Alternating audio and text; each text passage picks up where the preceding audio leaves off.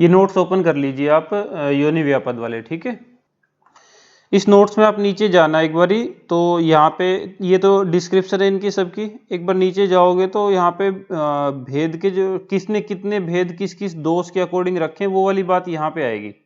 ये नीचे जाके एक टेबल आएगी जिसपे लिखा होगा योनि व्यापद विभाजन ऐसा करके, तो इस टेबल पे आप सबसे पहले पहुंचना, इसको हम शुरू करेंगे। ओके, इस योनि व्यापद विभाजन में आप नोटिस करना कि सबके सब आचार्य जो हैं उन्होंने योनि व्यापद के जो भेद है वो 20 ही माने 20, इसमें किसी ने कोई चेंज नहीं किया है कि प्लस माइनस किया हो, सबने 20 ही मान रखा है। ऐसा काफी रेयर ही होता है, जैसे कि प्रमेय सबने 20 प्रकार के मान रखे हैं, उदर रोग सबने 8 प्रकार के मान रखे हैं, योनि व्यापद सबने 20 मान लिए, और कृमि रोग सबने 20 माने, सारंग धरके में 21 आ जाता है, एक बढ़ जाता है बस।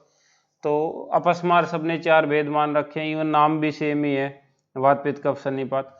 तो ऐसा कभी कभी होता है, अदरवाइज सब लोग अपना अपना अलग अलग कर देते हैं, लेकिन चलो कम से कम यहाँ पे संख्या समान है। वो क्या नाम है इसका, 20 प्रकार की। ओके, फिर हम शुरू करते हैं कि 20 प्रकार में जो आचार्य चरक है उन्होंने 200 के अकॉर्डिंग क्या क्या डिवीजन किया हुआ। तो आपके सामने यहाँ पे बनी हुई है टेबल। अगर ये आपको अभी याद नहीं भी होती तो भी जब आप इसको पूरा पढ़ लोगे तो ये आपको ऑटोमेटिकली याद हो जाएगी कि क्या कुछ किसके अकॉर्डिंग है।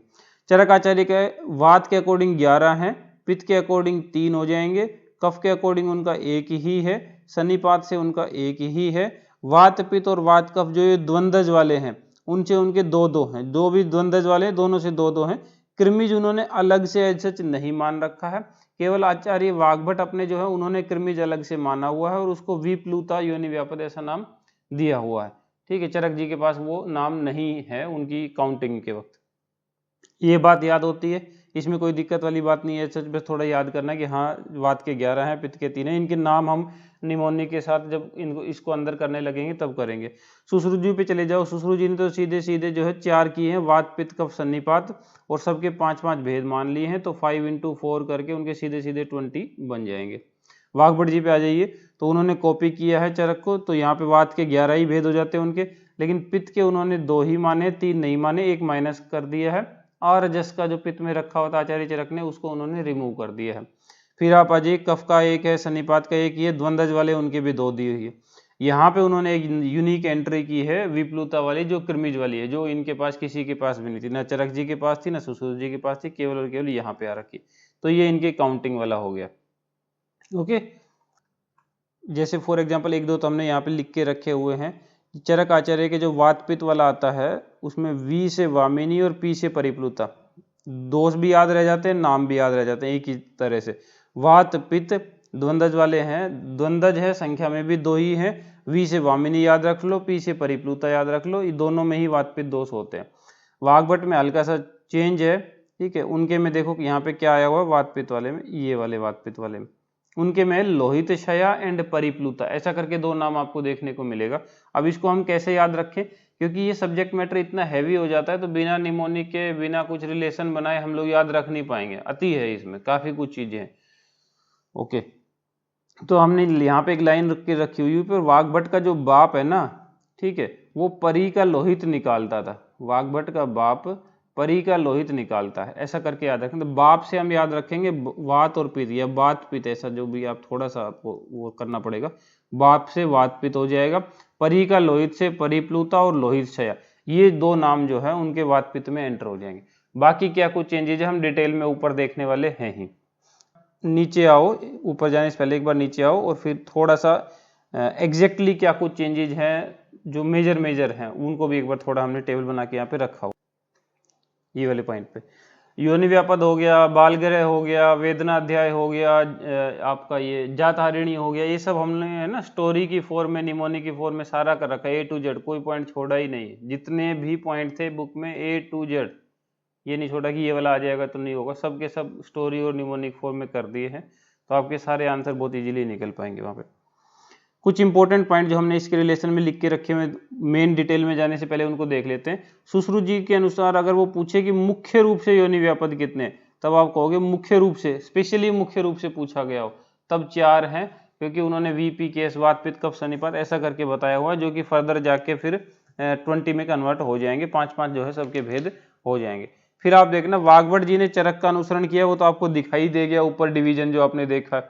केवल जो है विप्लुता एक उन्होंने ये नया नाम इंट्रोड्यूस किया जो कृमिज वाली कैटेगरी में रखा था। नाम नया है इसका मतलब ये नहीं है कि काम नया है। चरक आचार्य जी ने सेम वही कंसेप्ट आचरणा में इंट्रोड्यूस कर दिया था, लेकिन इन्होंने बस अपनी कृमिज एक कैटेगरी अलग बनाकर उसके नाम चेंज करके इस तरह किया है। चरक आचार्य जो उनके पास जात घनी वर्ड है, इन्होंने पुत्र घनी रखा हुआ। ये सब भी हमने नीचे टेबल बना के रखी हुई जो चेंज होंगे आपस में, यहाँ पे भी लिख दिया, नीचे टेबल में भी है। इनके पास लोहित छया है, चरक जी के पास आरजस का थी। ये कुछ इन्होंने सिमिलर चीजें, लेकिन नाम अलग अलग है। फिर सारंगधर जी पे आ जाइए। सारंगधर जी क्या कहते हैं, वात पित्त कफ रक्त और सन्निपात VPKRS, इनसे उन्होंने एक एक योनि व्यापद और शेष नाम वाग्भट अनुसार केवल उदावरता और संडि के स्थान पर खंडिता और नंदा ये रखे हुए हैं। VPKRS से उन्होंने एक एक कर लिया है, ओके। शेष वाग्भट जैसे नाम दे दिए हैं, और उदावरता और संडि इनको चेंज किया है और नाम बदले खंडित और नंदी में। तो नाम चेंज की जहां तक बात है तो इन्होंने क्या किया, सारंगधर ने उड़ती संडि को खंडित नंदी दे दिया। तो उड़ती से आप याद रखोगे उदावरता, तो उदावरता इनके में चेंज होगा, ठीक है, और संडि चेंज होगा। उदावरता और संडि ये हटेंगे और प्लस हो जाएंगे क्या, खंडित और नंदी। माधव निदान की अगर बात करें हम ब्रीफ में कि उन्होंने किया क्या है, तो माधव निदान ने सुश्रुत जी का अनुसरण किया है। केवल लोहित क्षरा जो है उसके स्थान पर लोहित क्षया कर दिया है, फलिनी जो है उसके स्थान पर अंडली कर दिया। इतने से चेंज उन्होंने किए हुए हैं। अब भाव प्रकाश ने क्या किया, सभी का लिखा हुआ है यहाँ पे जितने भी नाम है। भाव प्रकाश ने सुश्रुत जैसा ही किया हुआ है, केवल आचरणा जो है उसकी जगह पे चरणा या आनंद चरणा कर दिया है, और फलिनी जो है उसको अंडिनी कर दिया है, फलिनी को अंडिनी कर दिया है। माधव आपको पता है 7वीं शताब्दी की बुक है, 7th सेंचुरी AD की है। भाव प्रकाश जो है 16th सेंचुरी AD की बुक है। माधव पहले आया तो फलिनी का जो लय था वो ले गया पहले और अंडली में लगा दिया है।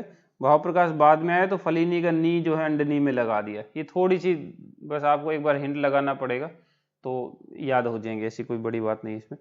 योग रत्नाकर जो है उन्होंने भाव प्रकाश जो है सदृश चीजें रखी, केवल लोहित क्षरा जो है उसको लोहित क्षया कर दिया। काश्यप पे आ जाइए। काश्यप जी ने केवल संख्या का उल्लेख किया है, नाम और लक्षणों का वर्णन उनके पास नहीं है।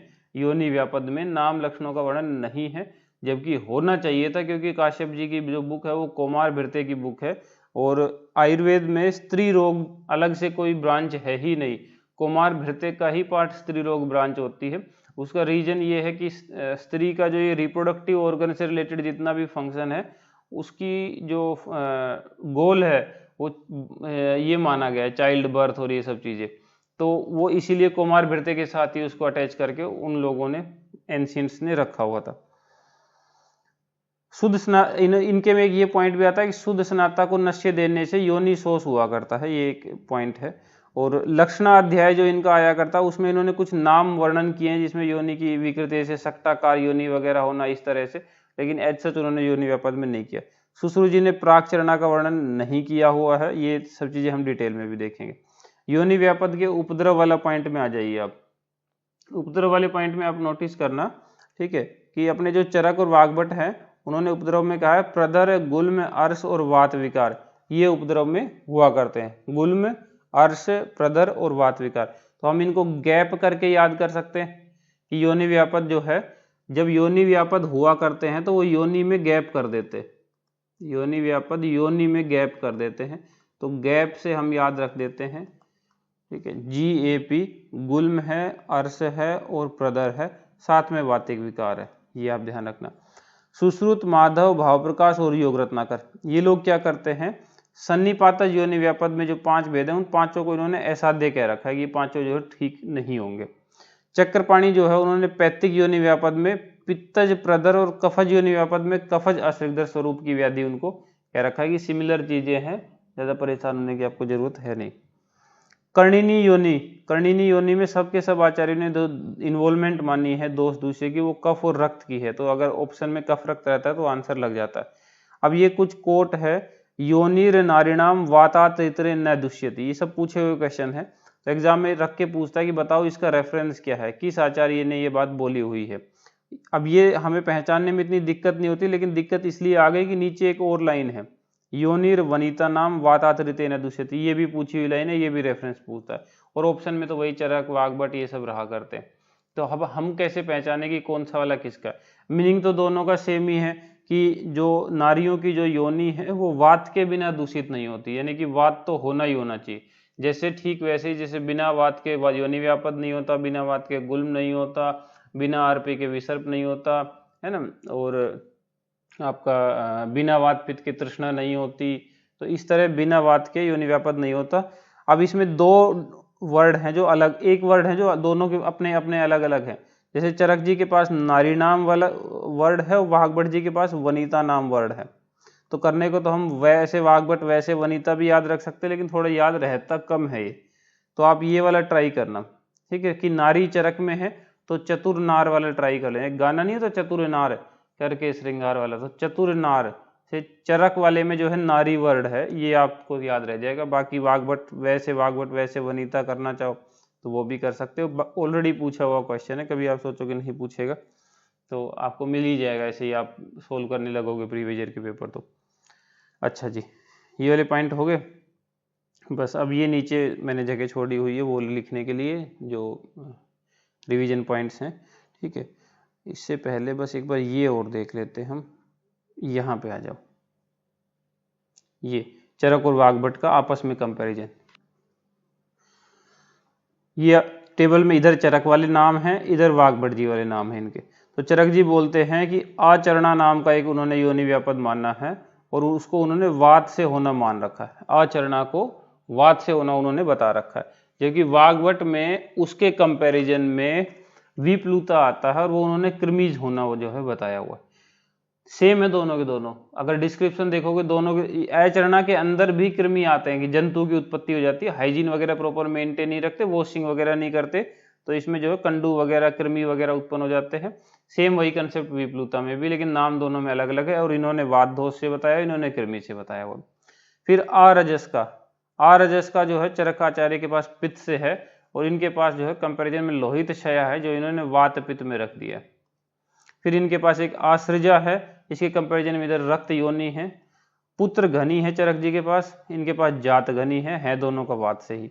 वामिनी इधर भी है, वामिनी इधर भी है। इधर वामिनी जो है वो वात और पित्त से है और इधर वामिनी जो है केवल वातिक है वाग्भट में। तो ये इनके कंपैरिजन है थोड़े से। ये अभी एक बार आपको देख रहे हो तो थोड़ा एक बार मुश्किल भी लग सकता है, लेकिन जैसे आप इनकी डिटेल पढ़ दोगे तो ये नाम आपके लिए बहुत फेमिलियर हो जाएंगे। जब ज़्यादा फेमिलियर हो जाएंगे तो आपको फिर से जो है याद करने में ईजी रहेंगे। योनि व्यापद के आखिर रीजन क्या होते हैं, निदान क्या है योनि व्यापद होने के, वो पॉइंट भी देख लेते हैं। ये वाले पे योनि व्यापद के हेतु लिखे हुए हैं। योनि व्यापद के हेतु जो है चरक हैं, सुश्रुत है, माधव है, भाव प्रकाश है, योग रत्नाकर, इन सभी लोगों ने इन 4 पॉइंट्स पे बहुत ज़्यादा स्ट्रेस दिया है कि 4 हेतु जो है योनि व्यापद के हुआ करते हैं। मिथ्या आचार से, प्रदुष्ट आर्तव से, बीज दोष से और दैव कर्म से। ये ध्यान रखना आप। प्रदुष्ट आर्तव यानी आर्तव में कोई डिस्टर्बेंसेज हो तो भी हो सकता है। बीज दोष जेनेटिक रीजन्स भी हो सकते हैं। देवता वगैरह इन सब के प्रकोप इनसे भी हो सकते हैं। और ओबियसली आहार विहार प्रॉपर ना चाहो, मिथ्या आचार किया जाए तो उससे भी हो सकते हैं, आहार विहार में कुछ भी इस तरह की डिस्टर्बेंसेज हो। अब आप ध्यान रखना, एक बहुत कॉमन सा इसमें क्वेश्चन आता है कि बताओ निम्न में से कौन सा योनि व्यापद का हेतु है या नहीं है। वो क्या आया करता है, वो पूछता है कि योनि व्यापद का हेतु नहीं है, रखेगा प्रदुष्ट आर्तव, बीज दुष्टि, मिथ्याचार या प्रदुष्ट योनि, ऐसा करके एक प्रदुष्ट योनि। तो आप ध्यान देना कि योनि व्यापद इटसेल्फ प्रदुष्ट योनि है, योनि व्यापद ही प्रदुष्ट योनि है, न कि प्रदुष्ट योनि योनि व्यापद का हेतु है। तो वो उसका हेतु में नहीं आता। हम एकदम से ना प्रदुष्ट योनि, यार प्रदुष्ट योनि तो इससे तो योनि व्यापद होंगे ही, ऐसा समझ लेते हैं और कुछ और टिक लगा लेते हैं। बहुत कॉमनली दिया जाता है ये 4 ऑप्शन में से एक प्रदुष्ट योनि को। तो आप ध्यान रखना, प्रदुष्ट योनि योनि व्यापद का हेतु नहीं है, क्योंकि प्रदुष्ट योनि ही योनि व्यापद है। वही तो बात हुई ना वो। अच्छा, वाग्भट आचार्य जो है उनका जो चैप्टर है उत्तर 33 का गुह्य रोग विज्ञानी वाला, उन्होंने इसमें कुछ एक हेतु और ऐड किए, जैसे दुष्ट भोजन कर दिया, विषम अंग शयन भृष मैथुन कर दिया, दुष्ट आर्तव, बीज दोष दैव, बाकी तो सब सेम ही रखा है। ये कुछ एक से पॉइंट ऐड किए, विषम अंग, दुष्ट भोजन, ये थोड़े से आप और देख लेना। ओके, ये हमारे पास टॉप पे आ जाओ नोट्स पे। आप यहाँ पे देखना कि योनि व्यापद की बात चल रही है, चरक चिकित्सा वाले पोर्शन से, यानी चरक के योनि व्यापक जो है उसको हम सबसे पहले देखेंगे।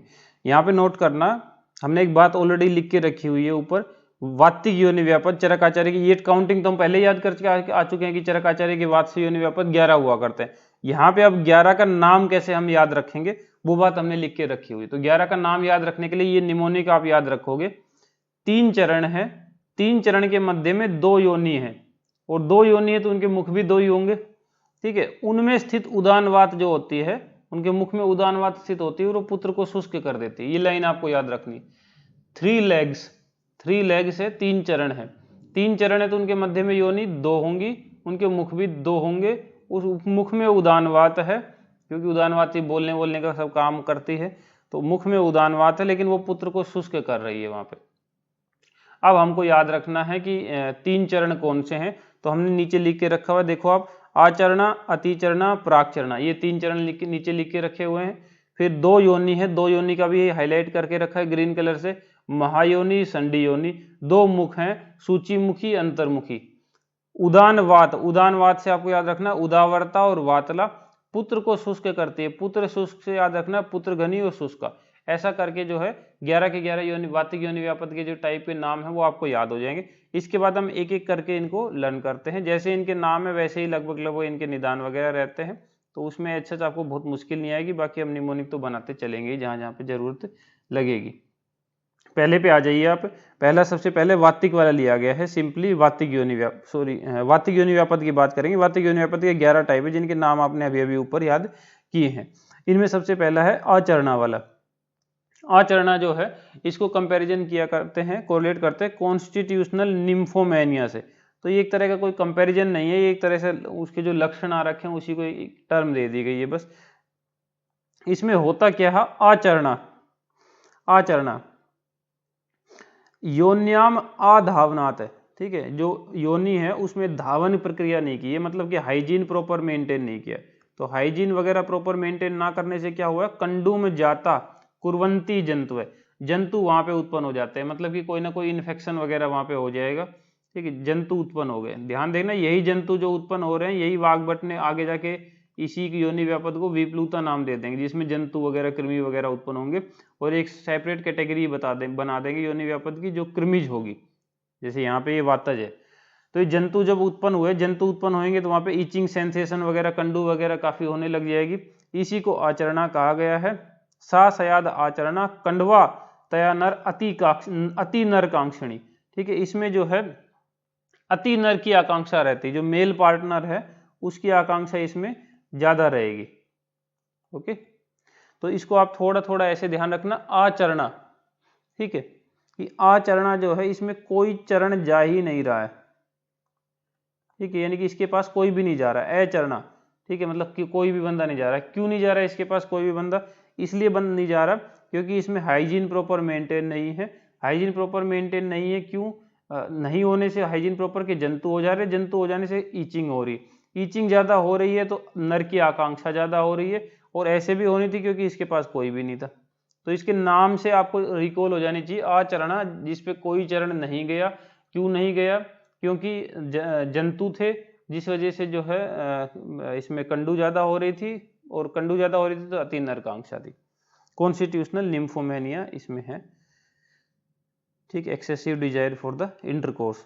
फिर आ जाएगा नेक्स्ट वर्ड आपके में अतिचरणा। अतिचरणा, जैसे उसमें आचरणा था, इसमें अतिचरणा है, तो ऑब्वियसली इसमें ज्यादा ही कुछ इंटरकोर्स हुआ होगा, ऐसा करके, है कि नहीं।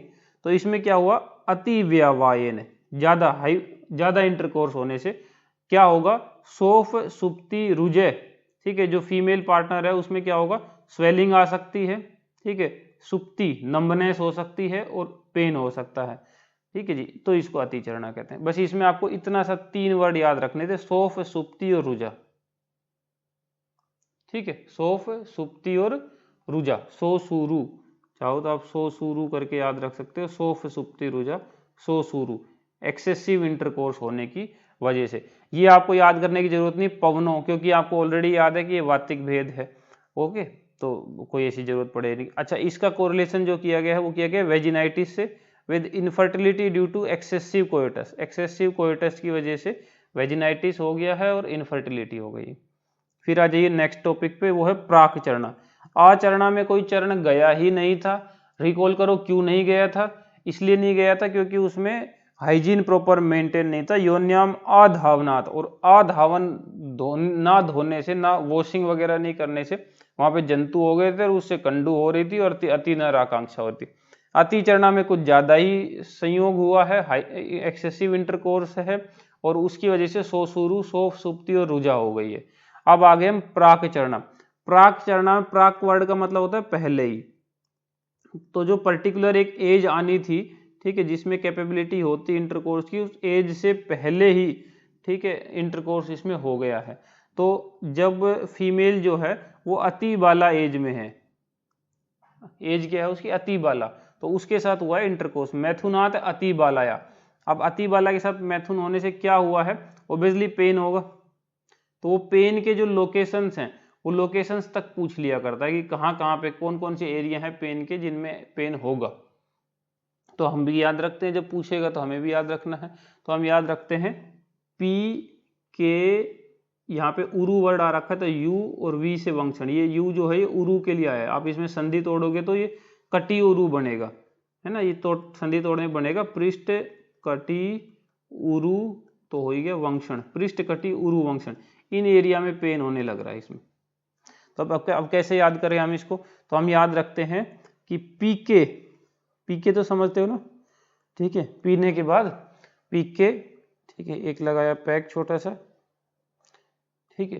तो पीके यूवी ने, एक लड़का है जिसका नाम है यूवी, पीके यूवी ने, ठीक है, पीके यूवी ने अति बाला के साथ, पी लिखो, पीके यूवी ने अति बाला में पहले ही चरण रख दिया, ठीक है, जो एज थी नहीं उससे पहले ही। और ऐसा उसने क्यों किया? क्योंकि उसने पी रखी थी। पीके यूवी ने अति बाला में पहले ही चरण रख दिया, तो पहले ही चरण से आप याद रखोगे प्राक चरणा। पीके यूवी वाले एरिया में पेन है, पृष्ठ कटी उरु वंक्षण, और अति बाला के साथ मैथुन हुआ। ओबियसली वायु वगैरह आपको याद रखने की जरूरत नहीं, क्योंकि वातिक भेद हमने सारे के सारे पहले ही याद कर लिए हैं। वातिक भेद कैसे याद किए थे? 3 लेग थी, 3 योनि, उनके मध्य में 2 मुख थे, है ना, उनके मध्य में 2 योनि थी, उन 2 योनि के 2 मुख थे, और उसमें स्थित उदानवात पुत्र को शुष्क कर रही थी। ऐसे 11 भेद हम ऑलरेडी याद कर चुके हैं। अब चलो नेक्स्ट पे संडि। ये वर्ड आपने बहुत सुना होगा, संड, ठीक है, संड वर्ड बहुत सुना होगा, स्पेशली जो अगर आप लिटरेचर वगैरह पढ़ो हिंदी का, ठीक है, और स्पेशली संस्कृत वाले, तो उसमें ये एक गाली की तरह यूज होता है, ठीक है, एक अब्यूजिव लैंग्वेज की तरह यूज होता है संड। संड मतलब हो जाता है थर्ड जेंडर, ठीक है, ना मेल है ना फीमेल है, ऐसा करके। तो ये जो संडी, उसी से कोरिलेशन में आप इजीली रिकॉल कर लोगे। इसमें होता क्या है? जेनेटिक्स की वजह से, बीज दोष की वजह से क्या होती है, जो संतान होएगी वो कैसी होएगी? नृद्वेषणी, ठीक है, मेल से जो है नफरत करने वाली। आस्तनी, इसमें कोई स्तन नहीं रहेंगे, ठीक है, आस्तनी, स्तन बने ही नहीं है, मतलब अस्तनी का मतलब आप ये समझो कि सेकेंडरी सेक्सुअल कैरेक्टरिस्टिक्स नहीं आए अब उसमें। आस्तनी मतलब सेकेंडरी सेक्सुअल कैरेक्टरिस्टिक्स नहीं आए, और ये इसका ट्रीटमेंट नहीं किया जा सकता, ये बीज दोष से हो रखा है। यहाँ पे वर्ड आ रखा है अन उपक्रम। उपक्रम मतलब होता है ट्रीटमेंट, अनुपक्रम मतलब कि नॉन ट्रीटेबल, ये ट्रीटेबल नहीं है। तो ये लाइन रख के शायद अनुपक्रमा, या सिंपली एग्जाम में रखता है अनुपक्रमा, और रख के पूछेगा बताओ कौन सा वाला योनि व्यापद है, तो आप याद रखना संडी। संडी जो है ये संड है जो अब्यूजिव लैंग्वेज की तरह यूज होता है, इसका कोई इलाज नहीं होएगा, ऐसा करके आप याद रखना। नृद्वेषणी है तो फीमेल ही है, लेकिन मेल से नफरत करती है, और इसमें स्तन नहीं, सेकेंडरी सेक्सुअल कैरेक्टरिस्टिक्स में नहीं आए, और ओबियसली ये जो है बीज दोष की वजह से हुई है। और इसके केस में गर्भस्थ मारुत जो है, ठीक है, गर्भ में जब ये थी तभी जो है मारुत ने आश्य को उपहत कर दिया, यानी गर्भाशय में उपहत किया है, इसमें वो किया। तो गर्भस्थ मारुत में उपहत आश्य होने से कौन सी वाला योनि व्यापद होता है? तो संड योनि होता है, ऐसा आप याद रखोगे। ओके, बीज दोष की वजह से गर्भस्थ मारुत ने उपहत किया आश्य को, और उसे जो प्रोडक्ट निकला वो निकला नृद्वेषणी आस्तनी, और इसका कोई ट्रीटमेंट नहीं, अनुपक्रमा है। कोरिलेट करो तो ये क्या है कि पिट्यूटरी एबनॉर्मलिटी हुई है, और उस वजह से जो है एस्ट्रोजन इसमें एब्सेंट है। तो एस्ट्रोजन ही जो है वो एस्ट्रस, एक फ्रेग्रेंस, एस्ट्र का मतलब समझते, एक फ्रेग्रेंस, फ्रूटी स्मेल सी नहीं होती, तो उससे आप थोड़ा याद रखना, एस्ट्रोजन वो हार्मोन है जो फीमेल्स में वो एस्ट्रस कंडीशन देता है, वो जो जिस वजह से वो फीमेल है, सेकेंडरी सेक्सुअल कैरेक्टरिस्टिक्स जो भी अट्रैक्टिवनेस है वो सब यही देता है एस्ट्रोजन। ठीक है, नेक्स्ट पॉइंट पे आप देखो महायोनि। तो महान इंसान तो वो होते हैं जो बहुत बड़े होते हैं, तो ये भी बड़ी ही रही होगी इसलिए तो नाम आया है महायोनि करके, है ना। तो देखो, तो इसमें हुआ क्या है, ये महान इतनी बनी कैसे है, तो महान इसलिए बनी है कि इसमें हो गया है 3rd डिग्री यूट्रिन प्रोलेप्स या प्रोसीडेंसिया। ओके, क्यों हुआ ये, हुआ क्यों, तो ये इसलिए हुआ ये महायोनि में विषम दुख संयाम मैथुनात, ठीक है, इंटरकोर्स किया गया, और वो इंटरकोर्स कहाँ पे किया गया, विषम अवस्था में, मतलब कि पोस्चर ठीक नहीं है बॉडी के, दुख सैया, ठीक है, जो बेडिंग है वो भी ठीक नहीं है, विषम पोस्चर्स हैं, दुख सैया है, वहां पे इंटरकोर्स किया गया, वहां पे करने से क्या हुआ, वात प्रकोपित हुआ। वात प्रकोपित तो आप इजीली याद रख लो क्योंकि वाती की सारे चल ही रहे हैं। अब उसने क्या किया, वात ने प्रकोपित होके गर्भाशय और योनि, इनके जो मुख है इनको विष्टंभ कर दिया। यहाँ पे विषम दुख सैया पे मैथुन किया गया, विषम दुख सैया पे मैथुन होने से क्या हुआ, गर्भाशय योनि के मुख को विष्टंभ कर दिया, उससे जो अल्टीमेटली निकल के जो प्रोडक्ट निकला वो क्या निकला, क्या डिफेक्ट आया बॉडी में कि असंवृत मुखी, ठीक है, मुख जो है एकदम खुला रह जाएगा। ठीक है, एक तो होता है संवृत ढका हुआ मुख, एक होता है खुला हुआ, तो क्योंकि प्रोलेप्स हो गया तो मुख एकदम खुला हुआ हो गया, तो असंवृत मुखी हो जाएगा।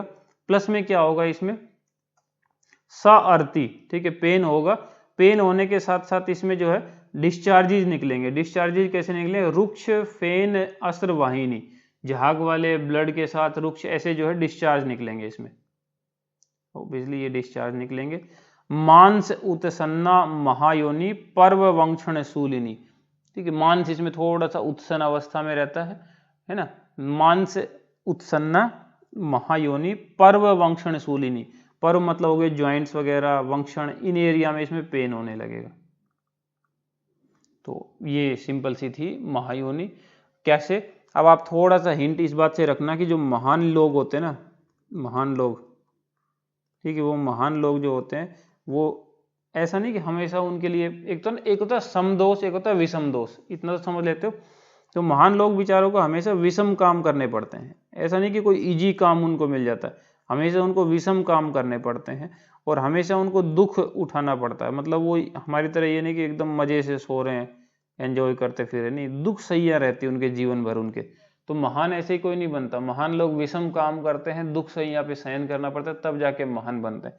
और इतनी मेहनत लगानी पड़ती है उनको कि उनके ज्वाइंट जो है, जोड़ वोड़ सब में दर्द होने लग जाता है। तो पर्व वंक्षण शूलिनी ये वर्ड याद रह जाएगा, और इससे आपको विषम दुख संयाम ये भी याद रह जाएगा। ऑब्वियसली मैथुन ही रहेगा क्योंकि सारे योनि व्यापद से रिलेटेड काम चलने लग रहे हैं। और क्योंकि प्रोलेप्स हो गया है तो असंवृत मुखी, मुख एकदम ज्यादा खुला हुआ, डिस्चार्जेज रुक्ष फेन असर वाहिनी, मांस उत्सन्ना महायोनि पर्व वंक्षण शूलिनी, ये पॉइंट आपको याद रखना है। ठीक है, अब आ जाओ आप नेक्स्ट पे, अंतर्मुखी। तो मुख इसका अंतर में चला गया तो अंतर्मुखी नाम दिया गया। तो मतलब क्या हुआ होगा, रिट्रोवर्जन हुआ या रिट्रोफ्लेक्शन हुआ होगा यूट्रस का, इसलिए अंतर्मुखी नाम दिया।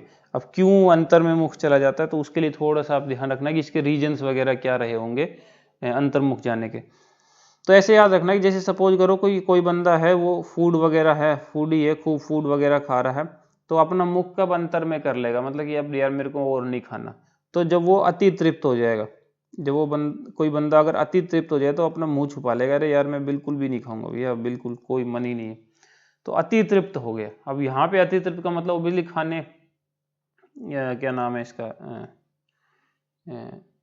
भोजन वगैरह जो अति तृप्त है, व्यवायम अति तृप्ताया भजंती शिशु अन्न पीड़ित है, मतलब कि बहुत ज्यादा मात्रा में खाना खा के और बहुत ज्यादा मात्रा में खाना खाने के बाद इंटरकोर्स किया गया है।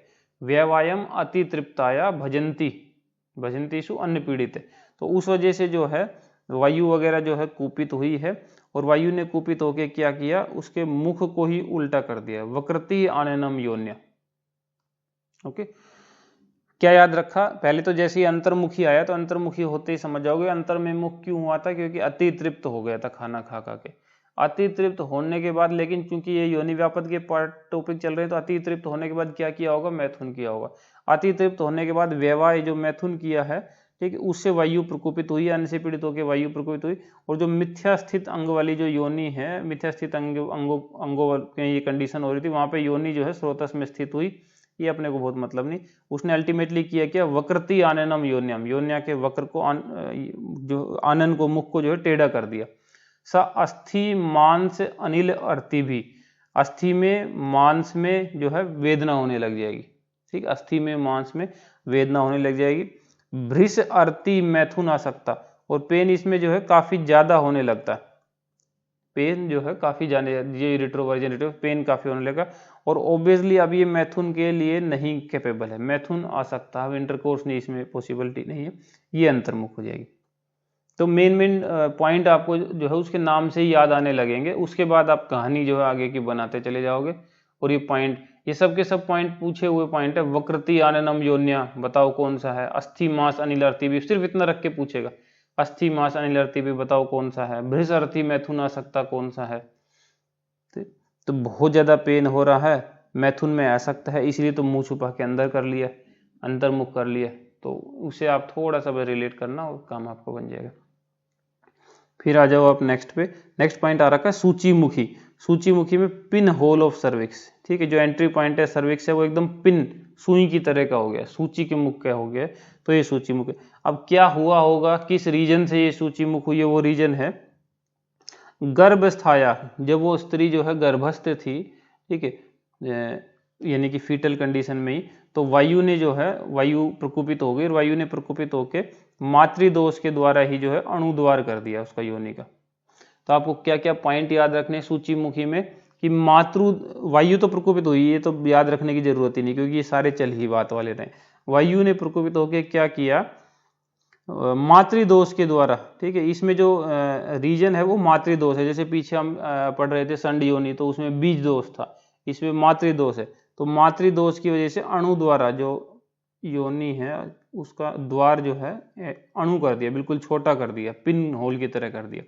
तो बस है, और ये कंडीशन हुई है गर्भस्थ कंडीशन में। ऐसा नहीं कि मतलब जो बर्थ है उस टाइम कंडीशन ठीक थी, बाद में ये सब दिक्कत हुई, गर्भस्थ कंडीशन में ही ये प्रॉब्लम हो चुकी है।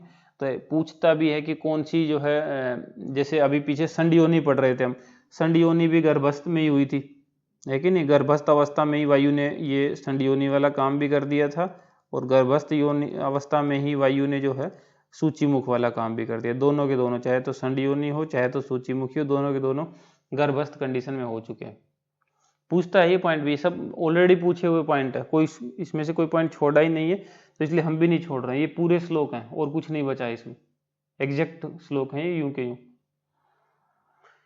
ओके, सूचीमुख याद रह जाएगा। अच्छा, अब ये पॉइंट भी याद रखना पड़ेगा आपको, तो कि बीज दोष से कौन सा है, मातृ दोष से कौन सा है, क्योंकि पूछेगा और ऑप्शन में हमेशा वही रिलेटेड वर्ड मिलेंगे आपको, सूचीमुखी, संडी, जो एक दूसरे एकदम मैचिंग से रहेंगे। तो आप याद रखना कि जो लड़की होती है, फीमेल होती है, उसका जो मुख है वो माँ की वजह, जैसी माँ सुंदर तो बच्चे भी सुंदर, तो मातृवत होता है। तो अगर सूची मुख हुआ है तो उसमें किसका दोष होगा, माता का ही दोष होगा, तो मातृ दोष आता है।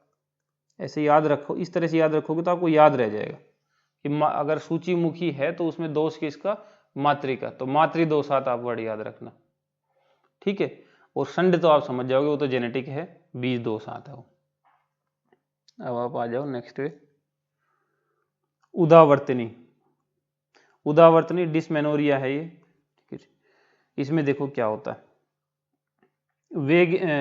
वेगात उदावर्तन योनिम उदावर्त्यते अनिल सा रुगारता रजय कृच्छ्रेण उदावर्तम विमुंचति। कुछ नहीं, इसमें बड़ी है कि बड़ी कठिनाई से जो है रजय कृच्छ्रेण विमुंचति, ये वाला वर्ड आप एक थोड़ा सा बस याद रखना, रजय कृच्छ्रेण विमुंचति, कठिनाई से जो है मेंसिस निकला करता है इसमें। ओके, और जैसे ही निकल जाएगा ये आर्तवम, ये यहाँ पे आएगा नेक्स्ट पे, आर्तवम सा विमुक्ते, जैसे ही आर्तव निकल गया तत्क्षणम लभते सुखम, उसी क्षण जो है सुख महसूस होता है। रजसो गमनात् ऊर्ध्वम गेया उदावर्तनी बुधे, इसको उदावर्त नाम क्यों दिया गया है, जैसे हम एक उदावर्त वो पढ़ते हैं जो वात जब प्रतिलोम हो जाया करता है, उस वजह से जो उदावर्त होता है, मल मूत्र वगैरह इनके वेग को रोकने से वात अनुलोम नहीं होता, प्रतिलोम हो जाता है, अब विपरीत मार्ग में चलने लगता है तो उदावर्त हो जाता है। अब यहाँ पे कौन ऊर्ध्व में चला गया जो उदावर्त नाम दे दिया, तो यहाँ पे रज जो है इसको नीचे की तरफ आना चाहिए था, अधो निकल जाना चाहिए था अधो मार्ग से, लेकिन ये अधो मार्ग से ना निकल के उर्दू में चला गया, तो ये जो है उदावर्त नाम, इस वजह से उदावर्त नाम आया है। आर्तव इसमें रुका रहता है, बड़ी कठिनाई से निकलता है, लेकिन जैसे निकल जाता है सुख की अनुभूति होती। तो रजह कृच्छ्रेण विमुंचति, ये वर्ड याद रखना है। आर्तवम सा विमुक्ते तत्क्षण लभते सुखम, किसमें लक्षण है? उदावर्तनी में लक्षण है। बाकी वात वगैरह से होगा, वेग वगैरह रोकने वोकने से होगा, ये तो कॉमन है क्योंकि सभी तो वही घूम फिर के वात वाला ही चलने लग रहे हैं। ये उदावर्तनी होगी आपकी। फिर आप आ जाओ नेक्स्ट पे, फिर हम आगे वातला पे। ठीक है जी, वातला। वातला देखो सबसे सिंपल वाला वात की वजह से होने वाला वातला है, तो ओबियसली वातल आहार वगैरह, वातल चेष्टा, ये सब करने से फलाना ढिमकाना वगैरह वगैरह, वात में जो है योनि में जो है वात की वृद्धि हो जाएगी। वृद्धि हो जाएगी तो क्या करेगी? वात ने वही काम करना जो उसने सर्व जगह किया करती है। तोद, सुई चुभने वाली वेदना होना, तोदम सा वेदना में ना प्रिकिंग टाइप ऑफ पेन हो रहा, दूसरी पेन होने शुरू हो जाने। पीपीली का आश्रिप्तिम इव, ठीक है, तो ये चींटी चलने जैसी जो इस तरह की जो फीलिंग आती है, ये हमेशा ही वात की वजह से आया करती है। आपने कभी भी नोटिस करना, चींटी चलने वाली फीलिंग हमेशा वात से ही आती है। सबसे कॉमन एग्जाम्पल है वातिक शोथ। वातिक शोथ के भी आप लक्षण देखोगे तो वहां पे भी चींटी चलने वाली वेदना मिलेगी आपको वातिक शोथ के लक्षणों। इसके अलावा आप देखोगे, अगर पीछे हम देख रहे थे तो उसमें मांस आवृत वात में थी, मांस आवृत वात के जो लक्षण हैं उसमें भी चींटी चलने जैसी, तो वो तो खैर वात ही थे सारे, तो वहां पे भी आई हुई थी। और यहाँ पे भी वातिक में पीपीली का श्रिप्ति में आ रखी है, कर्कश वगैरह हो जाएगी। ओबियसली वात अगर योनि में बढ़ गया तो योनि में जो स्मूथनेस है वो चली जाएगी, योनि स्मूथ नहीं रहेगी, बल्कि योनि कैसी हो जाएगी? कर्कश हो जाएगी। ओके, करोती सुप्तिम, उससे नमनेस होना, थकान होना, ये सब चीजें होने लगेगी। ओके, उससे डिस्चार्जेज भी निकलेंगे कुछ ना कुछ। तो डिस्चार्जेज में लिखा है शब्द से शब्द रुक फेन तनु रुक्ष आर्तव अनिलात। तो जो आर्तव निकलेगा, मेंसेज निकलेगा, डिस्चार्ज निकलेगा, वो कैसा निकलेगा? शब्द के साथ निकलेगा एक तो, क्योंकि वातिक को है, और प्लस में पेन रहेगा, झाग फेन रहेगा, तनु रहेगा, रुक्ष रहेगा। ये सब कंडीशन जो वात वाली है वो इसमें रहेगी। ऐसा आप ध्यान रखना है इसके डिस्चार्जेज के बारे में। तो ये तो मेरे हिसाब से शब्द, रुक्ष, तनु, ये पकड़ लोगे वर्डिंग, हाँ ये ओबियसली वात की वजह से आने वाले लक्षण वगैरह सब के सब हैं। ठीक है, वो क्या, और तो एंडोमेट्रियोसिस से इसको कोरिलेट कर रखा है। अब आ गए हम नेक्स्ट पे पुत्रगनी में। पुत्रगनी में पुत्र बार बार डेथ हो जा रही पुत्र की, तो इसमें रिपीटेड एबोर्शन होते हैं, इससे इसको कोरिलेट किया करते हैं। कैसे हुआ है कोरिलेट? तो क्या है कि नाम दे दिया उसका बस, वो डिजीज थोड़ी है, रिपीटेड एबोर्शन तो एक लक्षण है। फिर देखो आप, ओबियसली वायु प्रकोपित तो रहेगी उसमें, तो वायु प्रकोपित हो रही है, वायु प्रकोपित होकर क्या कर रही है? ये वर्डिंग देखो, गर्भम जातम जातम विनाशित, गर्भ का विनाश कर रही है बार बार। दुष्ट शोणित जम नारिया पुत्र घनी नाम सहमता, दुष्ट शोणित की वजह से ये उत्पन्न हुई। तो थोड़ा वर्डिंग दुष्ट शोणित जम कौन सी है ये, तो आप ध्यान रखिए। जैसे भी मातृदोष से पीछे आई थी आपकी सूचीमुखी, बीज दोष से आई थी संडी, ऐसे ये दुष्ट शोणित जम, शोणित दोष से जो है ये पुत्रघनी हो गई। तो पुत्र घन अगर बार बार हो रहा है तो इसका मतलब कहीं ना कहीं खून ही गंदा था अपना, तभी तो फलदायी नहीं हो पाया। अगर खून ही साफ होता तो फलदायी हो जाता। तो दुष्ट शोणित जम अगर पूछे तो उस हिसाब से आप थोड़ा सा ही वर्डिंग कोरिलेट करके याद रख सकते हो। बाकी ये तो एग्जैक्ट मैच, ये पुत्र घन हो रहा है मतलब जातम जातम बार बार उत्पन्न होने पे विनाश हो जाए, गर्भम जातम जातम विनाशित। ओके, ध्यान रखना इसमें जो है अबोर्शन हो रहा है, यानी फीटल जो कंडीशन है, जबकि गर्भ ही अवस्था में तभी विनाश हो जा रहा है। एक इससे मैचिंग में अपने वाग्भट जी का भी आएगा, जिसमें वो जात घनी वर्ड देंगे। जात घनी में क्या है? नियोनेट की डेथ होती है बार बार, जातम जातम सुतम हंती, वो जात घनी, वहां पे आफ्टर बर्थ यानी नियोनेट कंडीशन जो है उसमें डेथ हो रही है बार बार, इसमें तो अबोर्शन ही हो जा रहा है बार बार। तो ये है पुत्र घनी है चरकाचार्य में, वाग्भट में है जात घनी। फिर आगे शुष्का पे, तो शुष्क तो ओबियसली बात ही कर सकता था, कर दिया उन्होंने। क्यों ऐसी शुष्कनेस आई है? तो एस्ट्रोजन की डेफिशिएंसी हो गई, जैसे मेनोपॉज वगैरह के बाद हो जाया करती है, तो शुष्क हो जाएगी कंडीशन। अब ये शुष्क हो गई है तो इसमें इन्होंने जो रीजन दिए हैं वो ये दिए हैं कि जो वेगों को रोका करता है ना, वेग अवरोध करने से, ठीक है, और वेग अवरोध भी स्पेशली कब? वैवाहिक काल में, इंटरकोर्स के पीरियड में वेगों को रोकने से वायु प्रकोपित हो जाती है, और वायु प्रकोपित होकर क्या करेगी? जो ये विण है, मूत्र है, जो यूरिन स्टूल है, इनको रोक देगी, संग हो जाएगा ओब्वियसली, ठीक है। और साथ में फिर क्या करेगी, शोषम योनि मुख से, योनि मुख में शोष कर देगी।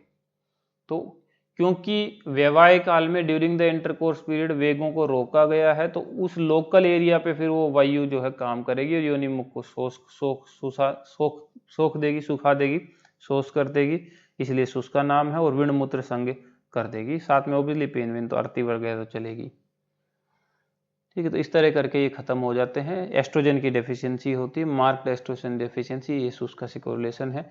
तो 11 नाम थे, कैसे याद रखे थे, 3 चरण थे, 3 लेग, उनके बीच में कितनी योनि हुई, 2 योनि, उन दोनों 2 योनि के कितने मुख हुए, 2 मुख। तो तीनों चरणों के मध्य में 2 योनि और उनके 2 मुख में स्थित जो उदानवात थी वो पुत्र को क्या नाम है, शुष्क कर दे रही थी। तो 3 चरण कौन से, आचरण, अतिचरण, प्राक्चरण, उनके मध्य में 2 योनि कौन सी, महायोनि, संडयोनि, उनके 2 मुख कौन से, अंतर्मुख, सूचीमुख। और उदानवाद यानी उदावर्तनी और वातिका या वातला पुत्र को शुष्क कर दे रही थी, पुत्र घनी और शुष्का। इस तरह करके कंप्लीट हो गए। इन सब में अगर रख के पूछे प्राक्चरणा में दोष क्या है, माठसंडी योनि, तो ये सब वातिक हैं, सब वात की वजह से होने लग रहे हैं। अब आ जाओ अब नेक्स्ट पे, पित्त वाले पे, पित्त वाले पॉइंट पे आ जाइए, नेक्स्ट पॉइंट पे चलिए, पित्त वाले पे। तो पित्त वाले में देखो, वात की वजह से जो है चरकाचार्य जी ने बता रखे थे कि 11 योनि व्यापद होते हैं, और पित्त की वजह से जो है चरकाचार्य जी ने बता रखे थे कि 3 है। तो पित्त की वजह से 3 है, वात की वजह से 11 है, कफ से 1 था, सन्निपात से 1 था, द्वंद्वज वाले जो थे उनसे 2-2 हो रखे थे। ऐसे चरकाचार्य ने बता रखे थे ना, जो इनका अपना 20 का डिवीजन जो हम एकदम शुरू में इनिशियली याद करके आए थे, वो 20। फिर से बताओ, वात से कितने, 11, पित्त से कितने, 3, कफ से कितने, 1, सन्निपात से कितने, 1, और जो द्वंद्वज वाले यानी कि वात पित्त और वात कफ, द्वंद्वज वाले में ध्यान रखना, कभी परेशान हो जाओ, कभी आप सोचो कि द्वंद्वज वाले में वात पित्त कफ वात था कि पित्त रक्त था कि क्या था, तो ध्यान रखना, योनिर नारीणाम वातात्रिते न दुष्यति, वात के बिना स्त्रियों की नारी जो है, नारियों की जो योनि है वो दूषित नहीं होती है। तो द्वंद्वज में वात तो आना ही है फिर साथ में, तो वात के साथ पित्त आए कि वात के साथ कफ आए, तो वात पित्त वात कफ ये 2 बनते हैं द्वंद्वज वाले। तो ये इनके 2-2 थे अपने अपने, ऐसा करके चरक में थी। तो अब जो 3 जो पित्त वाले हैं उनके नाम याद रखने ओबियसली, तो जैसे वात के रखे ऐसे पित्त के भी रखेंगे, तो निमोनिक बना के तैयार रखो आप, क्योंकि किस किस को पहचानते फिरोगे। अरे पित्त की रक्त योनि, अरे पित्त की रक्त योनि, तो अरे से आपको याद रह जाएगा अरजस का, अरे से याद रह जाएगा अरजस का, पित्त की रक्त योनि से याद रहेगा पैत्तिक, और रक्त योनि से रक्त योनि या असृजा भी बोल दिया जाता है इसको। तो पहले से शुरू कर देते हैं पित्त वाले से। पैत्तिक में एक्यूट इन्फेक्शन है ये, ठीक है, कोई ना कोई इन्फेक्शन हुआ है, उस वजह से इन्होंने पैत्तिक में ये दे दिया है। तो ओबियसली यहाँ पे जो लिखा हुआ है कटु, अम्ल, लवण, क्षार वगैरह जो पित्त वर्धक जो चीज़ें उनसे ये हुई है।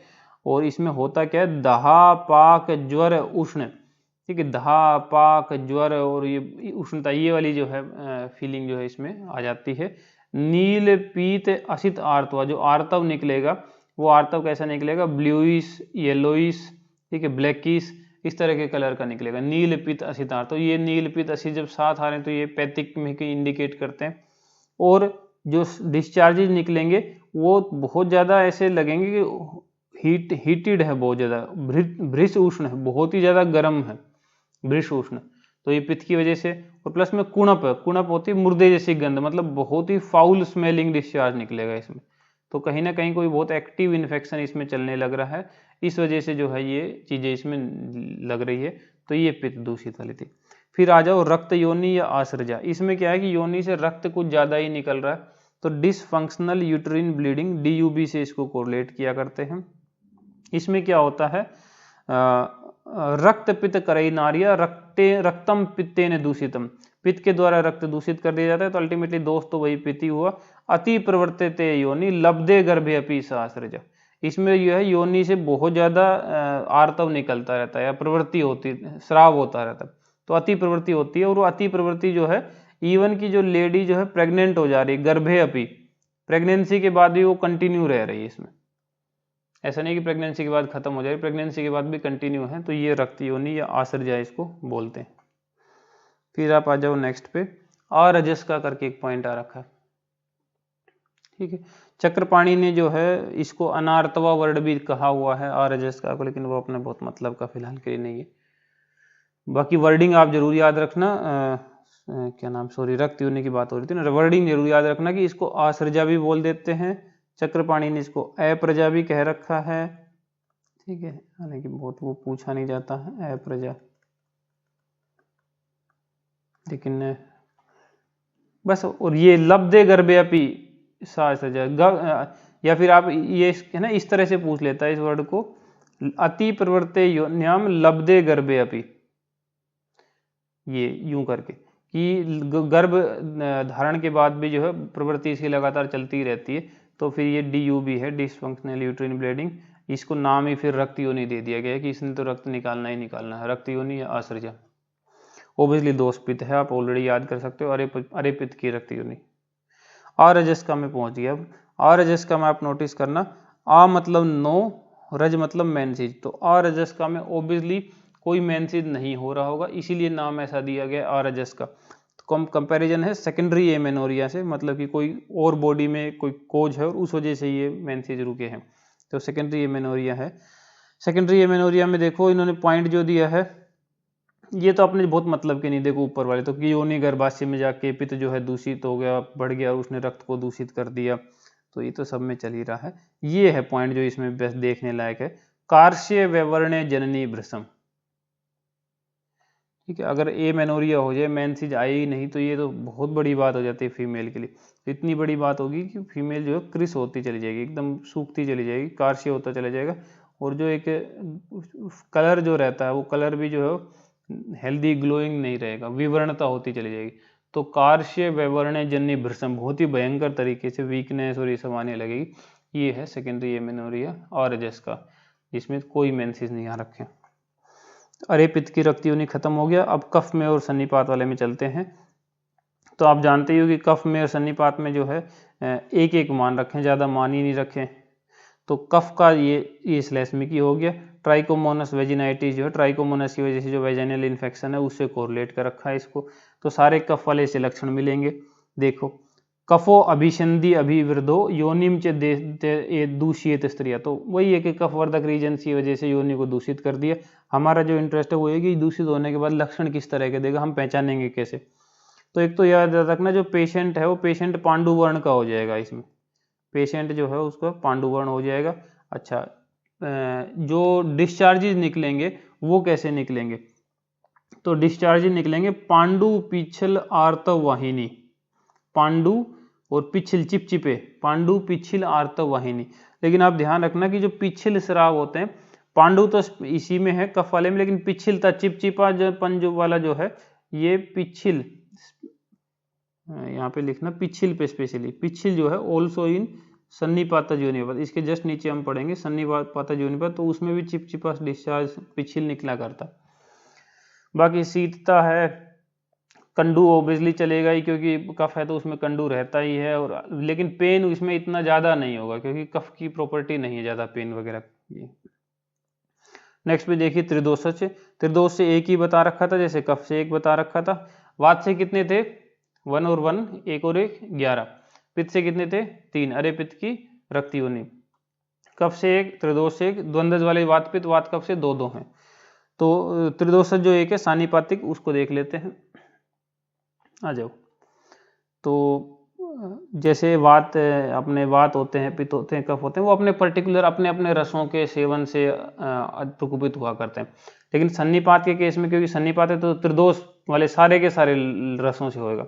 तो सम असंत्य रसान सर्वान, सभी रसों को खाने से, तो कोई सा भी रस जो है या सभी रसों का अधिक मात्रा में सेवन जब किया जाए तो त्रिदोष प्रकोपित हो जाते हैं।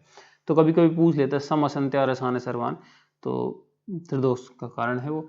इसमें कोई बहुत यूनिक बात नहीं कि अरे ये बहुत यूनिक होगी सारे रसों का सेवन से, कौन सा, अरे ओबियस है, मधुर अम्ल लवण कफवर्धक रस ज्यादा सेवन करोगे तो कफ बढ़ेगा, है ना, अम्ल लवण कटु पित्त वर्धक सेवन करोगे तो पित्त बढ़ेगा, कटु तो वात बढ़ेगा, सारे ही रसों का अधिक मात्रा में सेवन करोगे तो तीनों दोष बढ़ेंगे। तो सम असंत्य रसान सर्वान दूषित वात मल, तीनों के तीनों मल जो है वात पित्त का दूषित हो जाते हैं। वो अपना कंसर्न नहीं, वो तो होने ही थे सन्निपात है। तो कंसर्न ये है कि हुआ क्या, इन्होंने किया क्या दूषित होके, तो इन्हें क्या किया, दहा शूल आरता श्वेत पिच्छिल वाहिनी। ठीक है, दहा होने लग गया जो कि पित्त की कंडीशन है, सूल होने लग गया जो कि वात की कंडीशन है, और चिपचिपा स्राव निकलने लगा जो कफ की कंडीशन है। तो कुल मिला के तीनों दोषों के लक्षण जो है देना शुरू कर देगा, दहा, सूल और श्वेत पिच्छिल वाहिनी। ये है एक्चुअल में, इसमें भी इन्फेक्शन ही हुआ है, acute infection of reproductive system with general complaint जो है सन्निपातिक योनि व्यापद में आ रखा है। योनि में क्या है, दहा, सूल, आर्ता। आर्तव कैसा निकला, श्वेत पिच्छिल वाहिनी। अब ये आपको पहचानने में बहुत दिक्कत आएगी इसको। श्वेत पिच्छिल वाहिनी आपको ऐसा लगेगा जैसे कफज योनि व्यापद का है अगर वो रख दे तो, लेकिन ये है सन्निपातिक का। इसके अलावा जो अपने वाग्भट आचार्य जाएंगे, वाग्भट आचार्य ने श्वेत पिच्छिल वाहिनी उपप्लूता में दिया, श्वेत पिच्छिल वाहिनी उपप्लूता में बोला हुआ है, और उपप्लूता वाग्भट का जो है वात और कफ की वजह से होता है। उपप्लूता में वाग्भट के वात कफ दोष है, उसमें जो है श्वेत पिच्छिल वाहिनी आ रखा है, जस्ट बगल में हमने लिख रखे हैं, वहां पे आप देख पाओगे। ये खत्म हो गया सन्निपातिक का। अब हम आगे वात पित्त वाले पे, जो द्वंद्वज वाले हैं। तो वात पित्त द्वंद्वज वाले में दो दो ही चरक आचार्य ने मान रखे हैं। एक बार फिर से रिवाइज करो, वात से कितने थे 11, पित्त से कितने थे 3, कफ से 1, सन्निपात से 1, वात पित्त से 2, वात कफ से 2। नाम याद करने हो तो कैसे याद रखोगे, रिकॉल करो। वात से 11 के नाम क्या थे, 3 योनि, उनके मध्य में 3 चरण, उनके मध्य में 2 योनि, उनके 2 मुख, और उन मुखों के अंदर थी उदानवात जो पुत्र को शुष्क कर रही थी। फिर अरे पित्त की रक्त योनि से पैत्तिक हो गया था। कफ सन्निपात तो है ही एक एक। वात पित्त में जो आया वीपी, उस वीपी से ही हम लोग याद रखेंगे, ये हमने बना के रखा हुआ है। वी से बनेगा वामिनी और पी से बनेगा परिप्लुता। तो वामिनी और परिप्लुता ये दो नाम है, ये दोनों के दोनों ही वात पित्त से हो रखे हैं, द्वंद्वज हैं। वामिनी में क्या हो रखा है, वामिनी नाम दिया तो किसी न किसी चीज का तो वमन होता होगा। अब ओबियसली ये योनि है, कोई मुंह तो है नहीं कि जिससे वमन छर्दी वैसी करा दो, तो ये योनि है, इसे किसका वमन होगा, तो जो सीमन लिया है, वमन किसको कहते हैं, जो खाया वही निकल गया, तो इसने खाया ही क्या था, सीमन ही लिया था, तो सीमन ही वापस फेंक दिया। तो एफ्ल्यूवियम सेमिनिस ऐसा कोरिलेट कर लिया करते हैं। तो सड आहत सप्तरात आता, 6 या 7 दिन में क्या करता है, जो शुक्र गया था गर्भाशय में वो वापस फेंक दिया जाता है, वापस स्राव कर दिया जाता है। इसमें पेन हो भी सकता है, पेन नहीं भी हो सकता है। नीरुजम सैरुजम वापी स्रवेत वसातु वामिनी, भाई इतना सिंपल है, नाम से ही क्लियर हो जाता हो। ये वामिनी हो गया। अब आ जाओ परिप्लुता में, परिप्लुता वाले में, परिप्लुता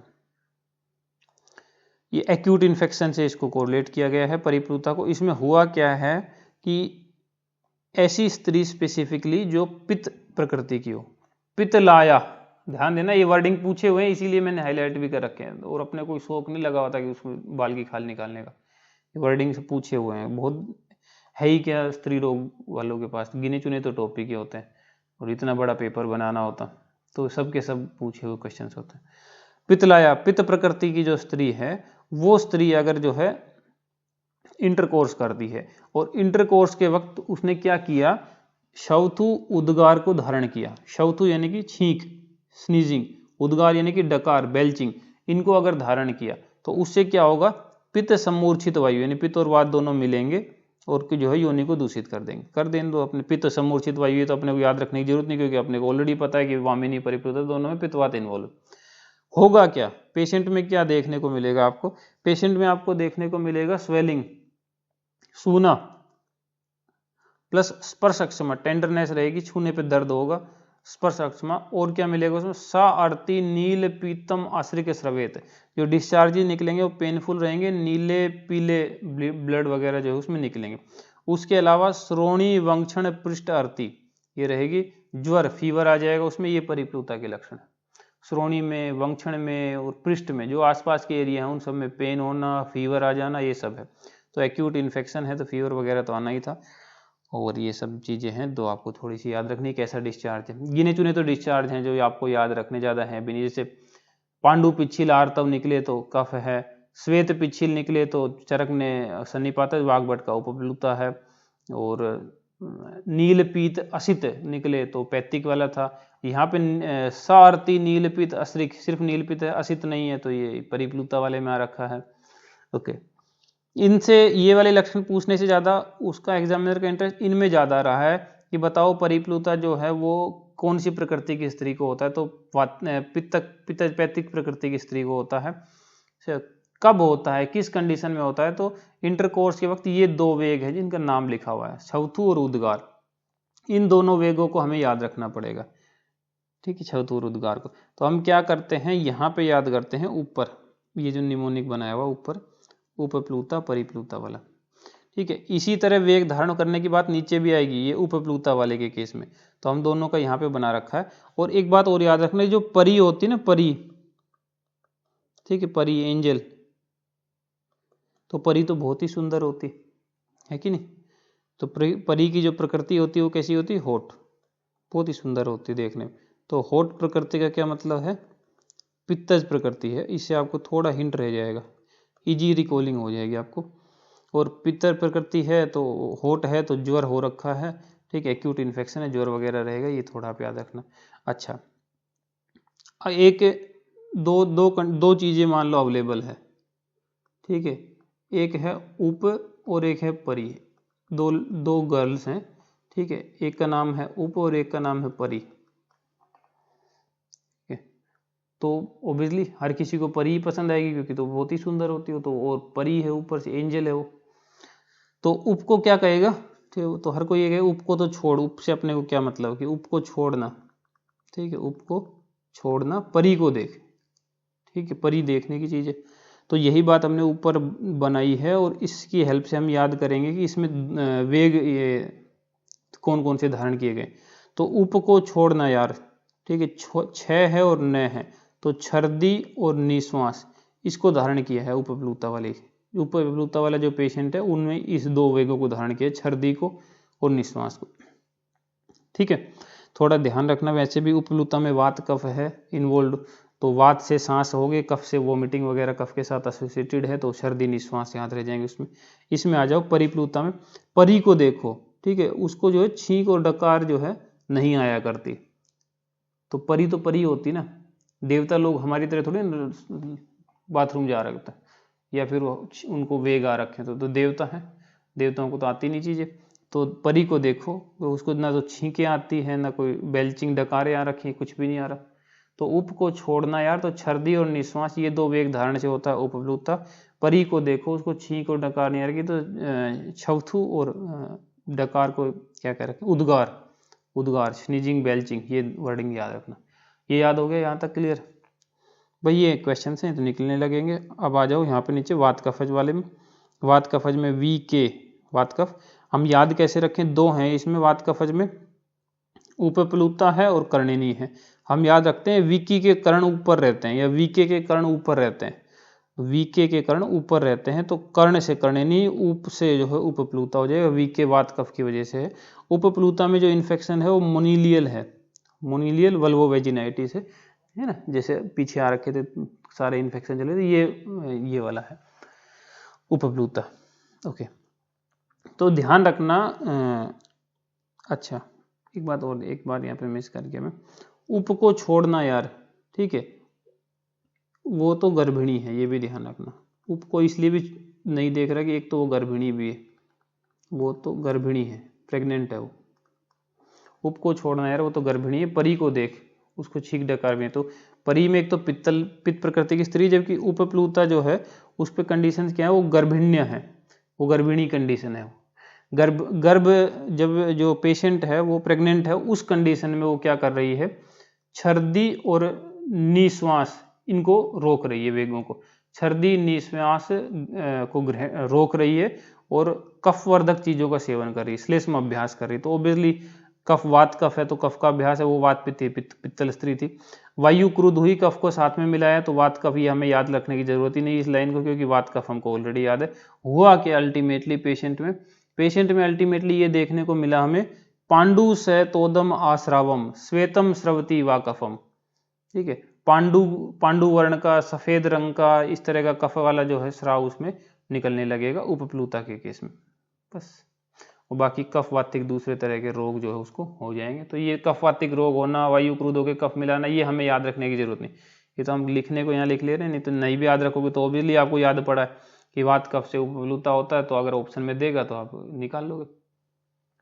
याद ये रखना है कि उपप्लुता किसको हुआ है, पेशेंट ऑलरेडी गर्भिणी है और गर्भ अवस्था में बहुत ज़्यादा कफवर्धक चीज़ें सेवन कर रही है, प्लस में सर्दी और निश्वास के वेगों को धारण कर रही है ना। गर्भिणी, अभी आप खुद ही याद देखो, गर्भिणी को वॉमिटिंग की टेंडेंसी रहती है, नोजिया उसको बना रहता है और आ रही है, वो बार बार उसको रोके जा रही है, रोके जा रही है, रोके जा रही है, ठीक है। और गर्भिणी जो है उसको बहुत जल्दी एक्सर्शन होने लगता है ना।